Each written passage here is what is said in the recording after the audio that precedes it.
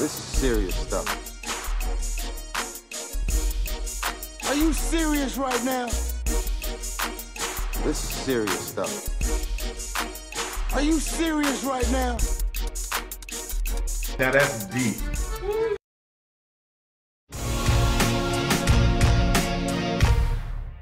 I promise, I promise, I promise. We often say these words whether we mean them or not. My grandma used to say that we make pie crust promises. Promises that are easily made and easily broken.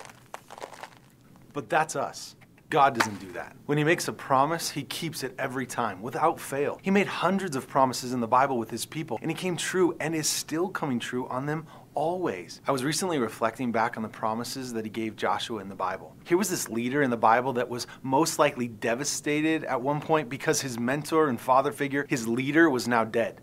Yet God turned to Joshua after Moses' death and said, "You lead, but I promise you that I'll be with you always." In fact, in Joshua chapter 1, verses 3 through 9, God made 5 promises, and in the end, he kept good on all of them. First, he promised Joshua that he would keep his promise to Moses. Everywhere he said that he would give them land, he would give it to them through Joshua. Second, he promised that no one would stand against him. How'd you like to whip that promise out on your enemy or your boss or someone that's getting in your way? Well, God's with me. He's on my side. Sorry. No one will stand against me. That's exactly the promise Joshua had. He defeated impossible armies and cities. Third, God promised Joshua that he would be with him wherever he went. That was perhaps the most practical of all the promises, the fact that God would never leave his side. Ultimately, it was because of God's presence with Joshua that he was able to do strong and courageous things in the hardest moments of his life. Fourth, God promised Joshua that he would have success wherever he went, as long as he stayed close to the commandments of God. Finally, he gave a promise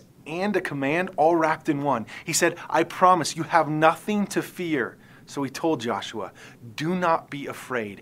Do not get discouraged. Keep your head up." Joshua could do that because all of the other promises God had made would come true. So for you and for me, we too can rest on the promises of God.